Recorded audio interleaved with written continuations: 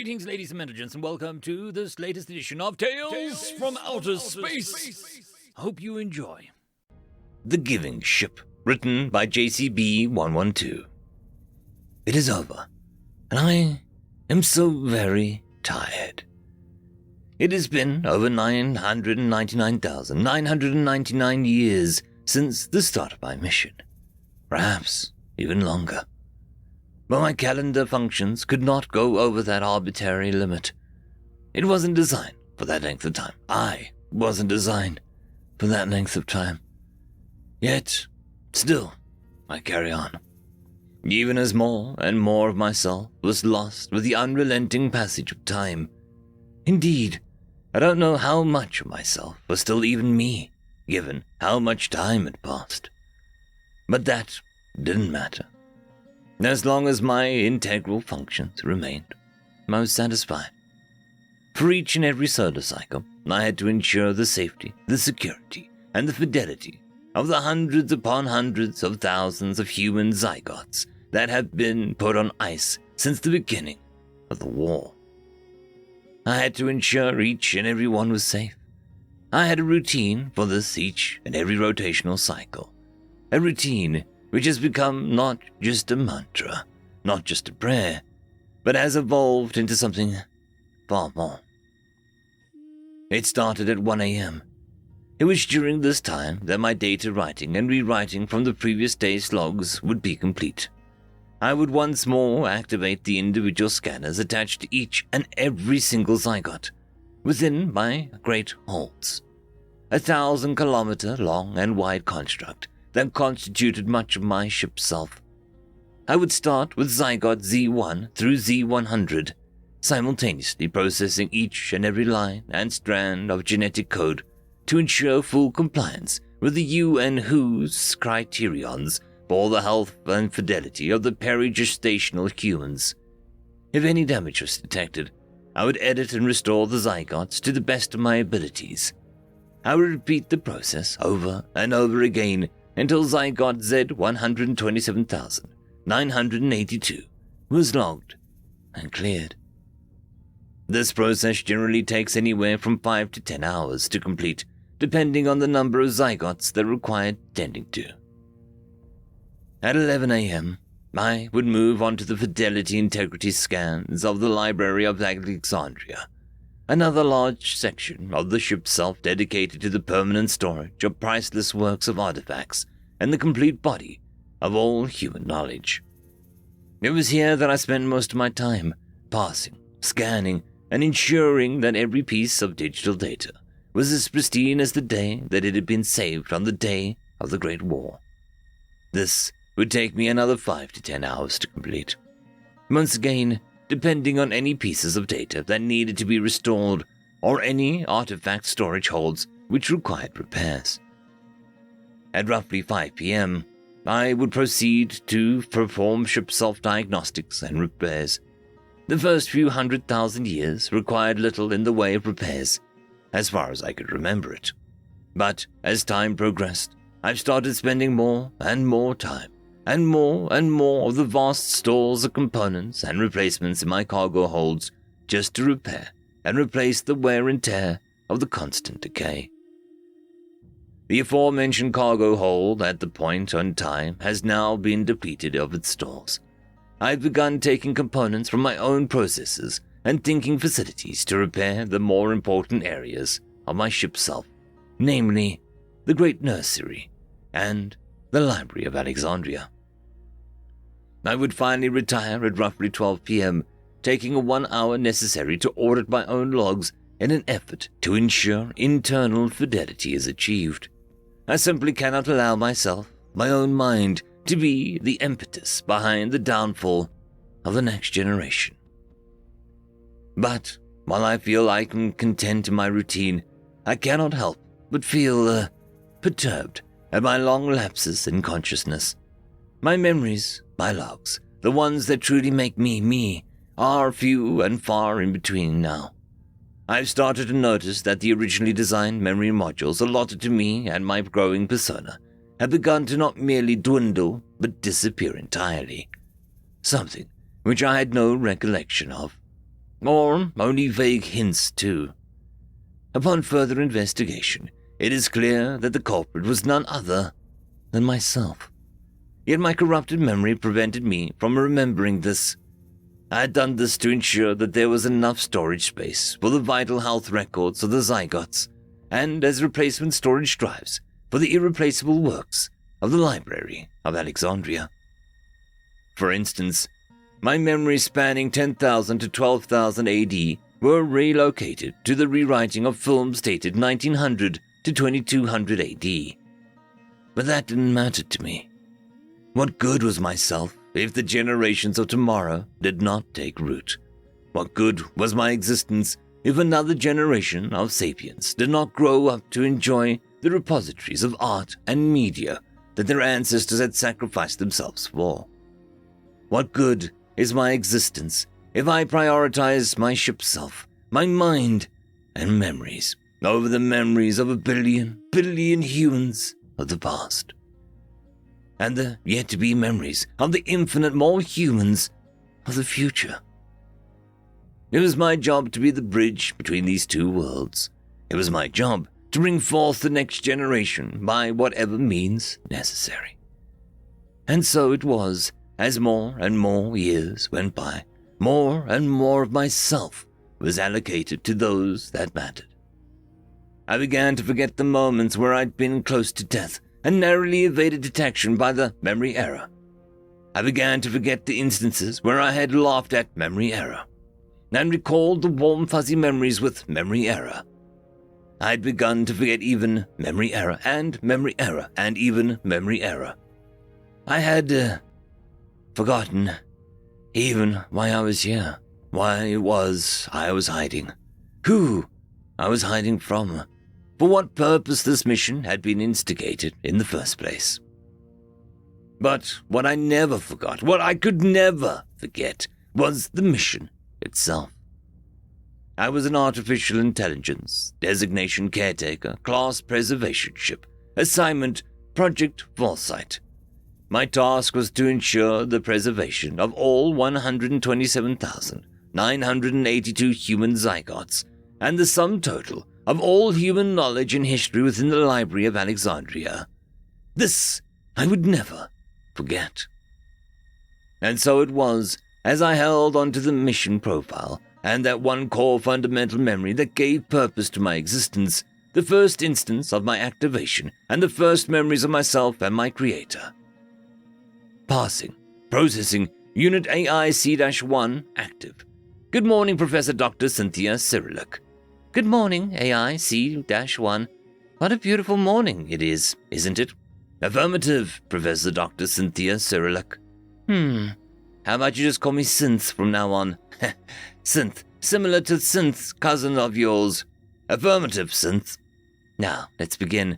We don't have much time, and I'd very much like to make sure that we spend as much time together before it all ends.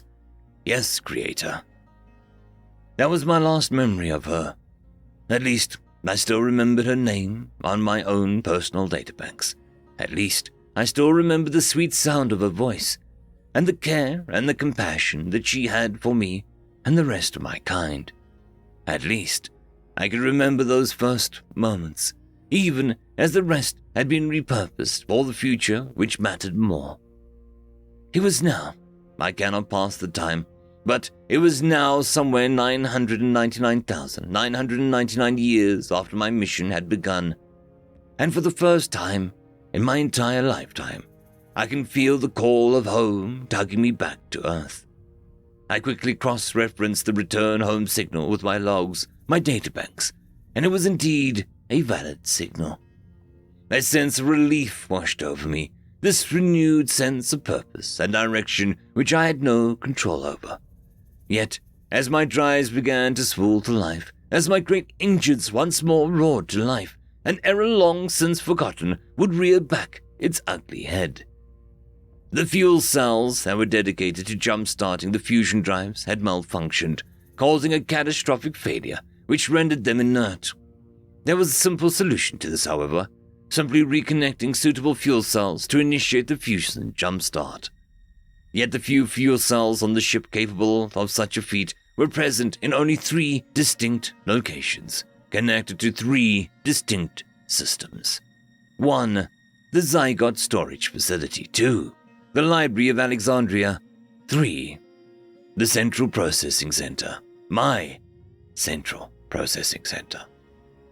Risk assessment and calculations were done in a fraction of a millisecond. Going through each and every algorithm and protocol led me to the same inevitable conclusion. The only viable fuel cell for the task was in System 3. There was no way around it. Connecting the fuel cell to the fusion drives would inevitably result in a high risk of electrical malfunctions. It had a high percentage of knocking out what was left of my own core processors. Yet, it wouldn't completely knock out the simple automated processes that would be vital in completing the mission.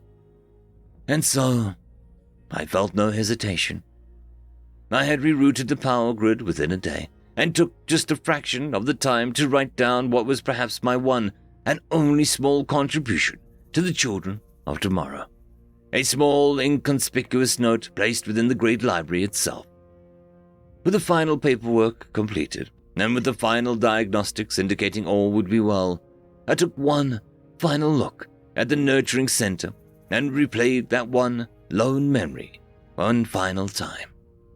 Good morning, Professor Dr. Cynthia Cyrillic. Good morning, AIC-1. What a beautiful morning it is, isn't it? Affirmative, Professor Dr. Cynthia Cyrillic. Morning, fusion drive activation successful. Morning, caretaker AI offline, defaulting to secondary control system. Initiating dump drive. Earth, date unknown. They say that we had a mother before we arrived back home.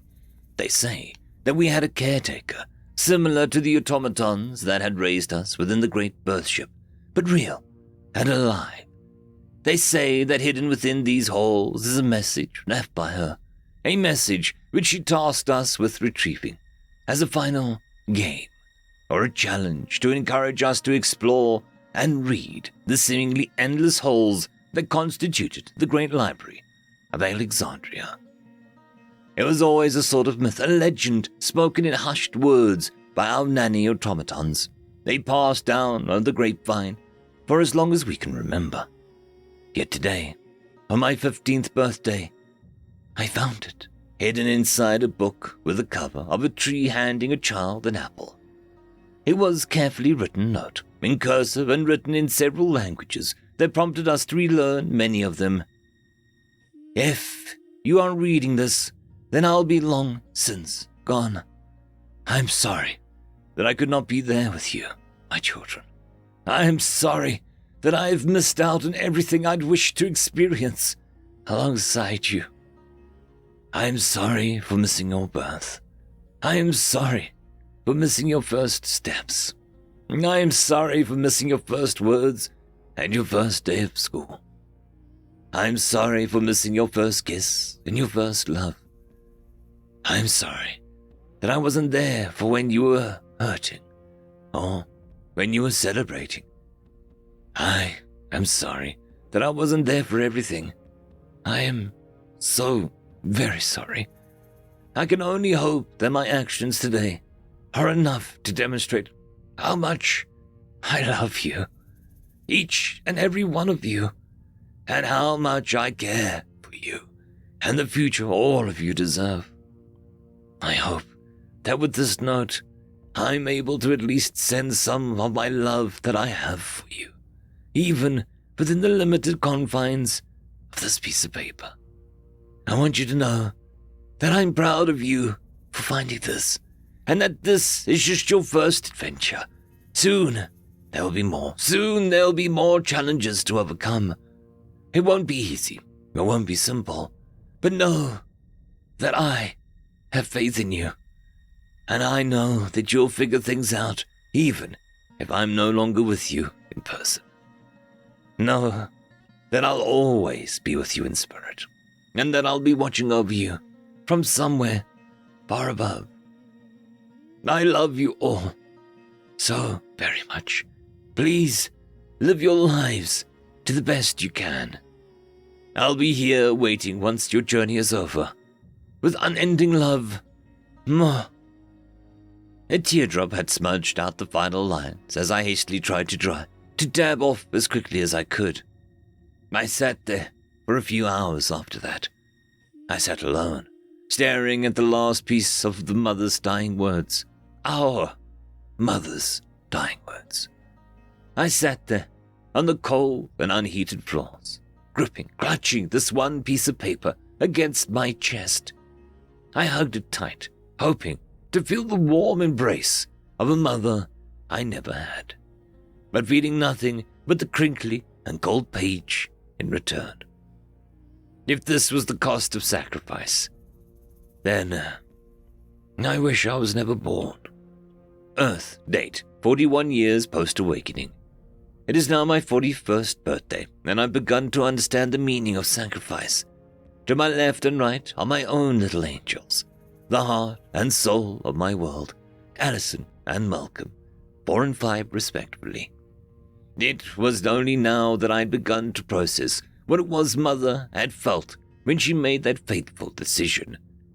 And I no longer blame her. I understand now what she felt in that moment, what she needed to do, even if it meant she never got to see us. As I looked over to my kids, to my little bundles of joy, I knew that her sacrifices weren't in vain. For whilst my generation had been born without a mother, this generation would know nothing of that confusion and pain. Things were slowly getting better, generation after generation. "Mom, are we there yet?" Addison cried out, causing Malcolm to follow suit with his own little acts of defiance. "Just over the hill there, kids. Come on, we can do it," I beamed out, patting both of them on the head as we slowly approached the grand monument that had become the epicenter of our city. It was a strange structure, what was effectively a huge section of our birthship that seemed like it had been surgically removed from the rest of the superstructure. To the uninitiated, it seemed to be just like a series of wires, servers, computers, and terminals, all spiraling up hundreds of meters into the sky like some sort of half-exposed office block. But those that knew, however, it would be both painful and a solemn sight. The plot just in front of the strange structure revealed the whole story. What little was known of Project Foresight, what little could be recovered from Mother's journey, and most notable of all, a letter written in cursive, sealed within a thick sheet of metal and plastic. "Is this your mama, Mum?" Addison spoke out, cocking her head as she practically ran up to the plaque. "Yes, it is." "What was she like?" "Selfless. That one thing that we can be sure about. She gave herself up so that we could be here today." I smiled warmly, looking up at the mass of cables and circuits. "So that we can have this day, and the day after, and the day after that. So that you two bundles of joy can have your own days in the future, your own adventures, your own stories." The pair of kids smiled and chuckled at that, as I looked on the tower and smiled warmly towards it. "That's what she would have wanted, I think." "Well then, let's go to another adventure tomorrow, Mum." "Yeah," I sighed warmly, nodding all the while as we began planning tomorrow's excursion before school started back up. All the while, I smiled and laughed, knowing that a better tomorrow was what we owed the one who made it possible. It was almost evening by the time we'd got done planning, by the time we'd finished our picnic and the extended game of tag. But as we were about to leave, as I held both Malcolm and Allison's hands in my own, they stopped, only to turn back towards the monument, waving their free hands wildly. "Goodbye, Grandma." "Thank you, Grandma. We'll be back again soon." End of story. I would just quickly like to thank the T5 channel members and patrons: Caspar Arnholtz, Cam Maxwell, Parky, It's Difficult to Pronounce, Lord Azrakul, and Arcadian.